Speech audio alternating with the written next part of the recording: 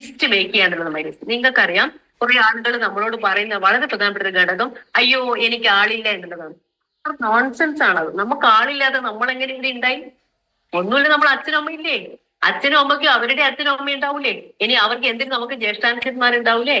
ജ്യേഷ്ഠത്തിമാരുണ്ടാവില്ലേ? അവർ കല്യാണം കഴിച്ചവരുണ്ടാവൂലേ? അവർക്ക് പ്രിയപ്പെട്ട കുടുംബങ്ങളുണ്ടാവും. നിങ്ങളുടെ അയൽപ്പക്കക്കാരില്ലേ?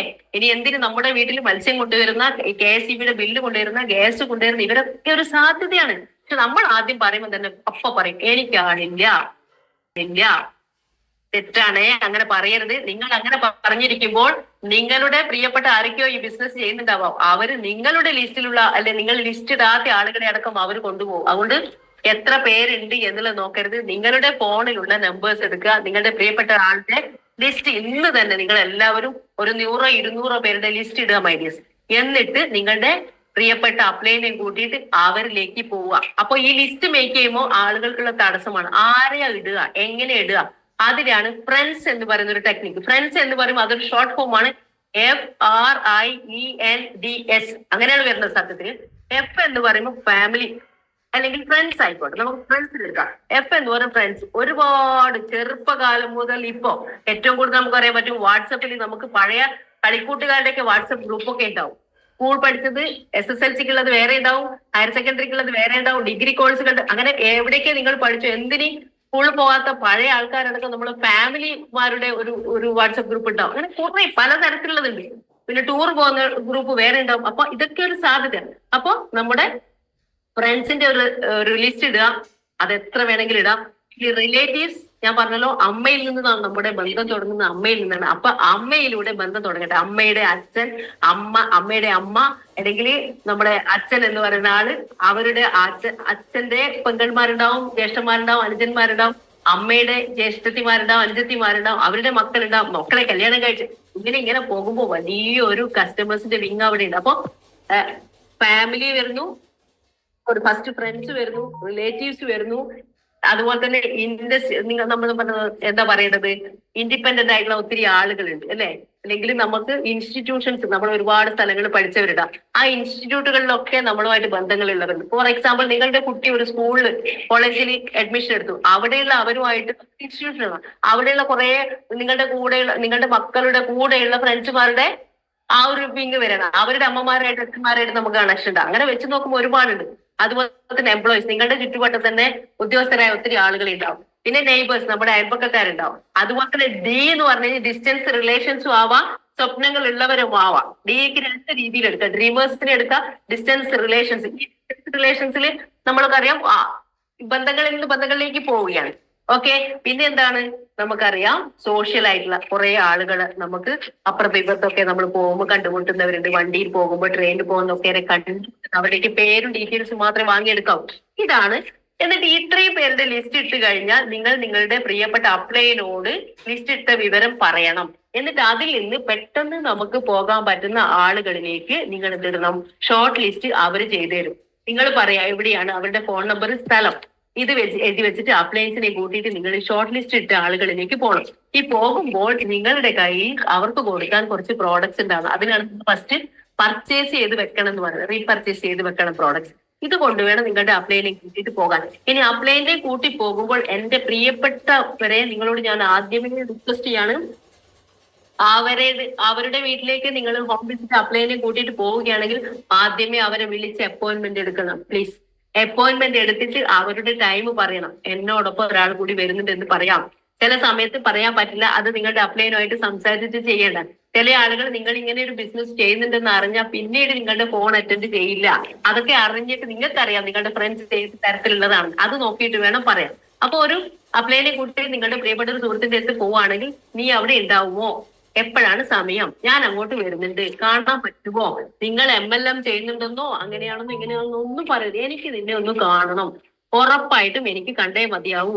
എന്താണ് എന്ന് അവർ നിർബന്ധപൂർവ്വം ചോദിക്കും. പറയരുത് എന്താണ്, എന്തിനാ, എനിക്ക് കാണണം, നിർബന്ധമായിട്ട് എനിക്ക് വളരെ എമർജൻസി ആയിട്ട് കാണും, ഒരു നല്ല എനിക്ക് സന്തോഷ വാർത്ത അറിയിക്കാനാണ് എന്നോ എങ്ങനെയെങ്കിലും അങ്ങനത്തെ കാര്യങ്ങളെ പറയാൻ പാടുള്ളൂ. അപ്പൊ ഷോർട്ട് ലിസ്റ്റ് ഇട്ട് കഴിഞ്ഞാൽ നിങ്ങൾ എന്ത് ചെയ്യണം, നിങ്ങളുടെ ഈ ഒരു ആളുകളിലേക്ക്, അതായത് നിങ്ങളുടെ പ്രിയപ്പെട്ട സുഹൃത്തിന്റെ അടുത്തേക്ക് നിങ്ങളുടെ അപ്ലൈ ലീഡറെ കൂട്ടി പോകും. പോയി കഴിഞ്ഞാൽ അവിടെ വളരെയധികം ശ്രദ്ധിക്കേണ്ട ഒരു കാര്യമുണ്ട് മൈഡിയസ്. നിങ്ങൾക്കറിയാം, നിങ്ങളുടെ പ്രിയപ്പെട്ട സുഹൃത്തിന്റെ വീട്ടിൽ കുഞ്ഞു മക്കളുണ്ടാവാം, പ്രായമുള്ളവരുണ്ടാവാം, ആരൊക്കെയാണ് അവിടെ ഉള്ളത് എന്നുള്ളത് നിങ്ങൾക്കറിയാം. അതിനെക്കുറിച്ച് വ്യക്തമായിട്ട് അപ്ലയൻസിന് ആദ്യമേ പറഞ്ഞു കൊടുക്കണം. മറ്റൊന്ന്, നിങ്ങളുടെ അപ്ലയൻ അവിടെ എത്തി കാര്യങ്ങൾ പറഞ്ഞു കൊടുക്കുന്ന സമയത്ത് നിങ്ങൾ ശ്രദ്ധിക്കേണ്ട വളരെ പ്രധാനപ്പെട്ട ഒരു കാര്യം, നിങ്ങളുടെ ഫോൺ സൈലന്റ് ആയിരിക്കണം. ഒരു കോള് വന്നാൽ നിങ്ങൾ എടുക്കാൻ പാടില്ല. നിങ്ങളുടെ ഒരു സുഹൃത്തിനോട് ആദ്യം പറയണം, ഒന്ന് ഫോണ് മ്യൂട്ട് ആക്കണം. അല്ലെങ്കിൽ അവര് TV ഒക്കെ വെച്ചിട്ട് TV കാണുന്ന സമയത്തായിരിക്കും അവരോട് പറയണം, ഒന്ന് TV ഓഫ് ചെയ്യണം, കുറച്ചു നേരം സാറ് സംസാരിക്കുള്ളൂ, ഒച്ചൊന്ന് കുറക്കണം, അല്ലെങ്കിൽ TV ഒന്ന് ഓഫ് ചെയ്യിപ്പിക്കുകയാണ് അത്രയും നല്ലത്. കുഞ്ഞും മക്കളുണ്ടെങ്കിൽ ബി കെയർഫുൾ മൈഡിയേഴ്സ്. നമ്മൾ സംസാരിക്കുന്നതിനിടയ്ക്കായിരിക്കും അവർ അങ്ങോട്ടും ഇങ്ങോട്ടൊക്കെ ഓടിക്കളിക്കുന്നതാകാം. വളരെ സാമർത്ഥ്യം, അത് നിങ്ങളുടെ കയ്യിലാണ്. സാമർത്ഥ്യപൂർവ്വം ആ കുട്ടിയെ എങ്ങനെയെങ്കിലും ഒന്ന് അവരെ ഈ സാറ് സംസാരിക്കുന്നതിൽ നിന്ന് മാറ്റി നിർത്തിയിട്ട് അവരെ എത്രയും പെട്ടെന്ന് കേൾക്കാൻ ഉദ്ദേശിക്കുന്ന വ്യക്തി ആണോ കേൾക്കേണ്ടത് അത് കൃത്യമായിട്ട് അവരുടെ ഉള്ളിലേക്ക് എത്തുന്നുണ്ട് ഉറപ്പുവരുത്തണം. ഓക്കെ, അപ്പൊ ഓപ്പർച്യൂണിറ്റി പ്രസന്റേഷൻ ലീഡർ കൊടുക്കുമ്പോൾ അദ്ദേഹം പറയുന്നത് സാഗൂതം കേൾക്കാൻ നിങ്ങൾ തയ്യാറാണ്. അവിടെ ഇറങ്ങി പോകരുത്, ഫോൺ കോൾ വന്നാൽ അറ്റൻഡ് ചെയ്യരുത്. വേറൊരു ലീഡർ സംസാരിക്കും ഒരു കാര്യം പോലും നിങ്ങൾ ഇടയിൽ കൂടി സംസാരിക്കാൻ പാടില്ല. നിങ്ങൾ അദ്ദേഹം പറയുമ്പോൾ വാ നോക്കി അദ്ദേഹത്തിന്റെ വാ പൊളിച്ച് നിൽക്കുക. ഇത് നിങ്ങളുടെ ഫ്രണ്ട് അതുപോലെ ഡ്യൂപ്ലിക്കേറ്റ് ചെയ്യും, നിങ്ങൾ നോക്കിക്കോളൂ. അല്ല, അദ്ദേഹം പറയുന്നതിൽ കയറി നിങ്ങൾ ഇടപെടുമ്പോൾ അവരുടെ മൈൻഡ് സ്കേറ്റേഡ് ആവും. അവിടെ പ്രസന്റേഷൻ നടത്തിയിട്ട് ഒരു കാര്യമില്ല, സക്സസ് ആവില്ല. അത് വളരെയധികം ശ്രദ്ധിക്കുക. ഇനി ഒരാൾക്ക് നിങ്ങൾ പ്രോഡക്റ്റ് കൊടുത്തു, സാധനങ്ങൾ വാങ്ങിച്ചു, അന്ന് രാത്രി തന്നെ പറയണം, ഓർമ്മിപ്പിക്കണം, ഉപയോഗിക്കണേ, ഇന്ന് പേസ്റ്റ് ഉപയോഗിക്കണം, ഇന്ന് സോപ്പിട്ട് കുളിച്ചിനോ. പിറ്റേന്ന് രാവിലെ തന്നെ കൃത്യമായിട്ട് അവരോട് ചോദിക്കണം, എങ്ങനെയുണ്ട്, കുളിച്ചിട്ട് എങ്ങനെയുണ്ട്, സോപ്പ് തേച്ചിട്ട് എങ്ങനെയുണ്ട്, പല്ല് തേച്ചിട്ട് എങ്ങനെയുണ്ട് എന്ന് പറയണം. ഓക്കെ, അത് കൃത്യമായിട്ട് ശ്രദ്ധിക്കണം മൈഡിയസ്. അങ്ങനെ ആ കാര്യങ്ങൾ ചെയ്യുക. അപ്പൊ ഇത് കഴിഞ്ഞതിന് ശേഷം നമുക്ക് എന്ത് ചെയ്യാൻ പറ്റും, അവരെടുത്ത് പോയിട്ട് ലീഡറുമായിട്ട് പോയിട്ട് നമുക്ക് കുറച്ച് പ്രോഡക്റ്റുകൾ അവരെ കൊണ്ട് ചെയ്യിപ്പിച്ചിട്ട് അവരെ ക്ലോസ് ചെയ്യിപ്പിച്ചിട്ട് നമ്മുടെ കൂടെ ജോയിൻ ചെയ്യിപ്പിക്കാൻ പറ്റും. ഓക്കെ, ദെൻ അവർ ജോയിൻ ചെയ്തു, കുറച്ചുകൂടി പ്രോഡക്റ്റുകൾ ഇട്ട് കൊടുത്തു, അവരുടെ ലിസ്റ്റ് ഇട്ട് കൊടുക്കുമ്പോൾ ആ സമയത്ത് തന്നെ പറ്റുമെങ്കിൽ നിങ്ങളുടെ കയ്യിൽ അവർക്ക് കൊടുക്കാനുള്ള പ്രോഡക്റ്റ് ഉണ്ടായിരിക്കണം. ഓക്കെ, പ്രോഡക്റ്റ് ഉണ്ടാകുമ്പോൾ ഗുണം എന്ന് വെച്ചാൽ പ്രോഡക്റ്റ് കൊടുത്ത ഓൺ ദ പൈസ തരാൻ തയ്യാറാവും. ഓക്കെ, അല്ലാതെ നിങ്ങൾ പ്രോഡക്റ്റ് നിങ്ങൾ അവര് പൈസ തരുന്നേ കാത്തു നിന്ന് കഴിഞ്ഞാൽ അത് നടക്കില്ല. അപ്പൊ ഇപ്പൊ തന്നെ പ്രോഡക്റ്റ് കൊടുത്ത് അപ്പൊ തന്നെ പൈസ വാങ്ങിക്കാൻ പറ്റണം നമുക്ക്. ഓക്കെ, പിന്നെ പ്രോഡക്റ്റിന് ക്യാഷ് തന്നു എന്ന് വെച്ചോളൂ. ചില ആളുകൾ ക്യാഷ് തരും. ഓക്കെ, അവരുടെ ID അപ്പൊ തന്നെ രജിസ്റ്റർ ചെയ്ത് ക്യാഷ് അവരെ പറ്റുമെങ്കിൽ അവരെയും കൂടി കൂട്ടിയിട്ട് ഔട്ട്ലെറ്റ് പോവുക. ഔട്ട്ലെറ്റ് പോയിട്ട് എങ്ങനെയാണ് പർച്ചേസ് ചെയ്യുന്നത് എന്നുള്ളത് അവരെ കാണിച്ചു കൊടുക്കുക. എന്നിട്ട് ആ പ്രോഡക്റ്റിന്റെ ബില്ല് കൃത്യമായിട്ട് എല്ലാവരും ശ്രദ്ധിക്കുക. എത്ര പൈസയുടെ സാധനമായാലും പരമാവധി അന്ന് തന്നെ പർച്ചേസ് ചെയ്യുക. പർച്ചേസ് ചെയ്ത ബില്ല് കസ്റ്റമറുടെ കയ്യിലെത്തിക്കുക. കാരണം ഇതാണ് വിശ്വാസവുമായി ബന്ധപ്പെട്ടത്. പിന്നെ അവര് സാധനം വാങ്ങി വെച്ചു ഒരു ഹോം ഷോപ്പിയോ വേറെ എന്തെങ്കിലുമൊക്കെ ചെയ്തോളൂ, നമുക്ക് എന്ത് ചെയ്യാൻ പറ്റും, നമുക്ക് അവർ വാങ്ങിയ പ്രോഡക്റ്റുകൾ റീറ്റെയിലിംഗ് ചെയ്യാൻ അവരോടൊപ്പം 100% മോട്ടീവായിട്ട് നിങ്ങൾ ഉണ്ടാവും. 2-3 ദിവസം അവരുടെ കൂടെ പോയി കുറച്ച് പ്രോഡക്റ്റ് അത്യാവശ്യമായിട്ട് റീറ്റെയിലിംഗ് ചെയ്ത് അവരെ കയ്യിൽ റീറ്റെയിലിംഗ് പ്രോഫിറ്റ് വരുമ്പോൾ അവർ വലിയ രീതിയിൽ സന്തോഷവാന്മാരായിരിക്കും. അപ്പൊ അത് കഴിഞ്ഞ് ഒരാഴ്ച കഴിയുമ്പോൾ അവരോട് പറയാം, 1-2 ആൾക്ക് നിങ്ങൾ ഒറ്റയ്ക്ക് കൊടുക്കാൻ ശ്രമിക്കും. ഇങ്ങനെയൊക്കെ വരുമ്പോഴാണ് അവരും ഒറ്റയ്ക്ക് ചെയ്ത് പഠിക്കുക. പിന്നെന്താണ്, നിങ്ങൾ എന്താണോ ചെയ്യുന്നത് അത് തന്നെ അവരെയും ഡ്യൂപ്ലിക്കേറ്റ് ചെയ്യിപ്പിക്കുക. നിങ്ങൾ ഒരു സിസ്റ്റത്തിലൂടെ പോകും, ആ സിസ്റ്റത്തിലൂടെ തന്നെ പോകണം. പിന്നെ എന്ത് ചെയ്യണമെന്ന്, അത്യാവശ്യം നല്ല രീതിയിൽ പ്രോഡക്റ്റ് വാങ്ങിയവരാണെങ്കിൽ ആ വീട്ടിൽ ആദ്യം നടക്കേണ്ടത് ഹോം മീറ്റിംഗ് ആണ്. നിങ്ങളുടെ പ്രിയപ്പെട്ട ലീഡറെയും കൂടി കൂട്ടി പോയി അവരോട് ഹോം മീറ്റിങ്ങിന് വേണ്ടിയിട്ട് ആദ്യമേ ഒരാഴ്ച മുന്നേ തന്നെ പ്രോഡക്റ്റ് എടുത്തു കഴിഞ്ഞാൽ അപ്പൊ തന്നെ അതിന് വേണ്ടിയിട്ട് തയ്യാറാക്കണം. അവരോട് പറയണം പ്രിപ്പയർഡ് ആവാൻ വേണ്ടിയിട്ട് 3-4 പേരെ വീട്ടുകാരെന്തായാലും ഉണ്ടാണ്, അപ്പുറത്തും ഇപ്പുറത്തും നിന്നുള്ള കുറച്ച് പേരെ വിളിച്ചോളും, അവരെ ഒന്ന് ഇരുത്തണം. എന്നിട്ട് നമ്മുടെ വെൽനസ് പ്രോഡക്റ്റുകളെ കുറിച്ച് ക്ലാസ് എടുക്കാൻ ഒരാൾ വിളിക്കുന്നുണ്ട് എന്ന് പറഞ്ഞ് നിങ്ങളുടെ അപ്ലൈ ലീഡറെ പരിചയപ്പെടുത്തുക. അപ്പോഴും ഞാൻ നേരത്തെ പറഞ്ഞ കാര്യം ശ്രദ്ധിക്കണം, പ്രോഡക്റ്റ് അവയർനെസ് ഹോം മീറ്റിംഗ് നടക്കുന്ന സമയത്ത് TV ഓഫ് ആണെന്ന് നിങ്ങൾ ശ്രദ്ധിക്കണം, കുട്ടികൾ ഒച്ചപ്പാടില്ലാത്ത രീതിയിലുണ്ടെന്ന് ശ്രദ്ധിക്കണം, ഫോൺ വൈബ്രേറ്റ് ചെയ്യുന്നില്ലെന്ന്, ഇതൊക്കെ വളരെ കൃത്യമായിട്ട്. കാരണം അത്രയും പ്രധാനപ്പെട്ട ഒരു ഓപ്പർച്യൂണിറ്റിയാണ് നമുക്ക് അവർക്ക് കൊടുത്തിരിക്കുന്നത്. അത് അവർക്ക് മനസ്സിലാക്കുന്നതിന് വേണ്ടിയിട്ടാണ്. ഓക്കെ, ഹോം മീറ്റിംഗ് നടത്തുക. അങ്ങനെ വരുമ്പോൾ കുറച്ച് കഴിയുമ്പോൾ വലിയ രീതിയിലുള്ള വേർഡ്സ് ദാറ്റ് നിങ്ങൾ പ്രത്യേകം ശ്രദ്ധിക്കേണ്ടതാണ്. നിങ്ങൾ ഈ ബിസിനസ് കേട്ടു, മീറ്റിംഗിലൊക്കെ പോയിട്ട് നിങ്ങൾ ഭയങ്കര ആവേശത്തിലായിരിക്കും. Words that should not be used during phone calls while in invitation. നിങ്ങൾ ഒരു ഫ്രണ്ടിനെ വിളിക്കുന്ന സമയത്ത്, ഇപ്പൊ നിങ്ങൾ അപ്പോയിന്റ്മെന്റിന് വേണ്ടിയിട്ട് ഒരാളെ വിളിക്കാന്ന് വെച്ചോ, നമുക്ക് പ്രോഡക്റ്റ് വാങ്ങി ഹോം മീറ്റിംഗ് കഴിഞ്ഞു. ഹോം മീറ്റിംഗ് കഴിയുമ്പോൾ കുറച്ച് പ്രോഡക്റ്റ് കയ്യിലുണ്ടാവും അല്ലെ, ഈ പ്രോഡക്റ്റ് നമുക്ക് സെയിൽ ചെയ്യണം. എങ്ങനെയാ, ഇങ്ങനെ അപ്പാട് എടുത്തിട്ട് പോകാനല്ല. കാരണം നിങ്ങൾക്ക് ഇതിനെ കുറിച്ച് ധാരണ കിട്ടിയതിന് ശേഷം നമുക്ക് പോയാൽ സക്സസ് ആവാൻ പറ്റുള്ളൂ.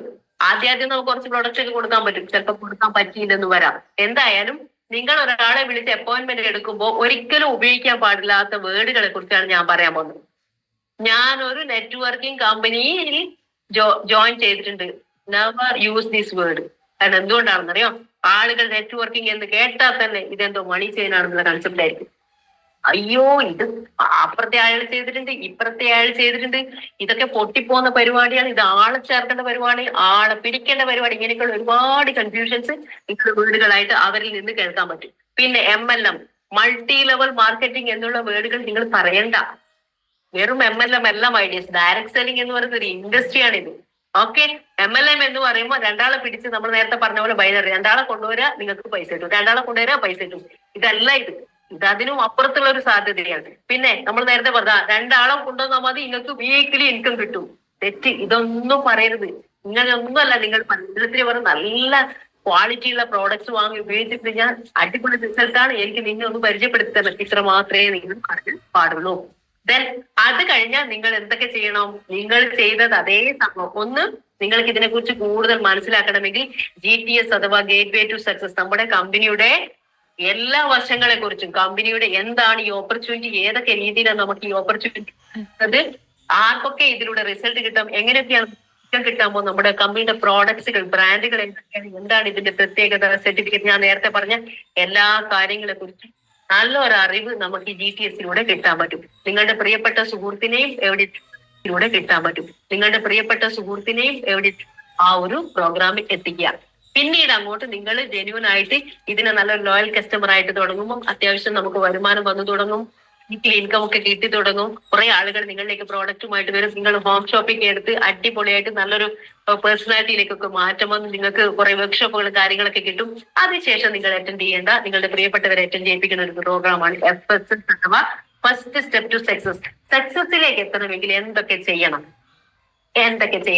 ഏതൊക്കെ കാര്യങ്ങൾ വേണ്ട, ഏതൊക്കെ കാര്യങ്ങൾ വേണം, ഇങ്ങനെയൊക്കെയുള്ള കാര്യങ്ങളെ കുറിച്ച് നമുക്കത്. പിന്നെ ATP അഡ്വാൻസ്ഡ് ട്രെയിനിങ് കഴിയുമ്പോൾ മറ്റൊരു ലെവലുള്ള ട്രെയിനിങ് പ്രോഗ്രാം കിട്ടുകയാണ്. അത് കഴിയുമ്പോൾ നിങ്ങൾ കുറച്ചും കൂടി സീരിയസ് ആകുമ്പോൾ റെസിഡൻഷ്യൽ ട്രെയിനിങ് പ്രോഗ്രാം നിങ്ങൾക്ക് കിട്ടും. കുറച്ചുകൂടി ആകുമ്പോഴേക്കും നിങ്ങൾ ലീഡർഷിപ്പിലേക്ക് എത്തും. ദെൻ അതിനോടൊപ്പം നിങ്ങൾക്ക് കിട്ടുന്നതാണ് മെഗാ സെലിബ്രേഷൻ പ്രോഗ്രാംസ്. ഒത്തിരി സെലിബ്രേഷൻ പ്രോഗ്രാം നമുക്ക് അഭിമാനത്തോടെ പറയാം.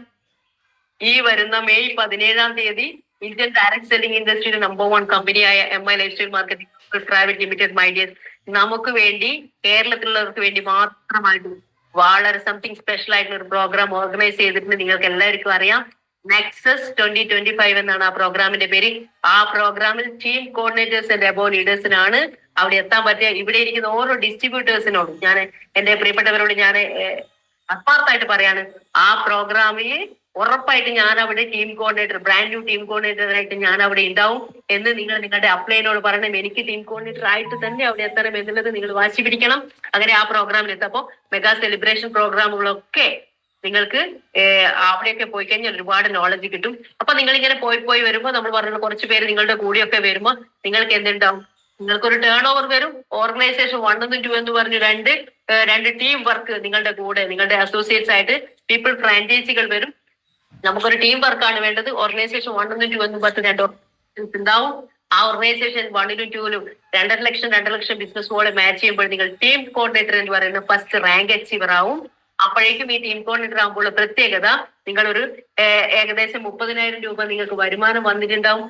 കമ്പനിയുടെ ഇൻഷുറൻസ് കവറേജ് 3 ലക്ഷം രൂപക്ക് ആക്സിഡന്റൽ ഡെത്ത് ബെനിഫിറ്റ് ആണ്. അവിടെ നമ്മൾ ടീം കോർഡിനേറ്റർ ആയിട്ട് ആക്സിഡന്റലി നമ്മൾ മരണപ്പെടുകയാണെങ്കിൽ നമുക്ക് 3 ലക്ഷം രൂപയുടെ ഇൻഷുറൻസ് കവറേജ് കിട്ടും. ഒപ്പം നമുക്ക് നോമിനി ഫെസിലിറ്റിയും കാര്യങ്ങളൊക്കെ വരും. അതുപോലെ 5 ലക്ഷം BV മാച്ച് ചെയ്യുമ്പോൾ ഏരിയ ടീം കോർഡിനേറ്റർ ആവും. 60,000 രൂപയാണ് ടോട്ടൽ അപ്പോഴേക്കും കിട്ടിയിട്ടുണ്ടാകുക.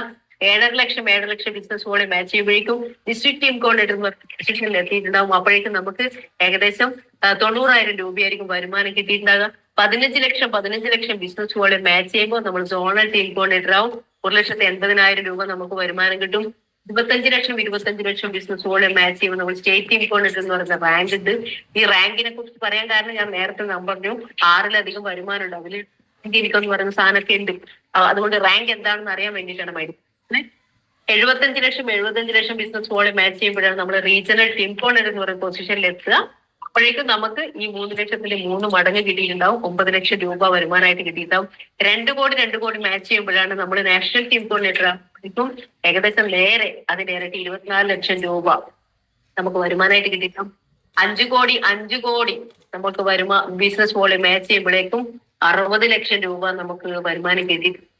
10 കോടി മാച്ച് ചെയ്യുമ്പോൾ 1,20,00,000 രൂപ വരും. നോക്കൂ മൈഡിയസ്, ഈ ഒരു ബിസിനസ് വോളിയത്തിലൂടെ കടന്നു പോകുമ്പോൾ ഒരു സാധാരണക്കാരനായ ആള് അസാധാരണക്കാരനായി മാറുമോ ഇല്ലയോ?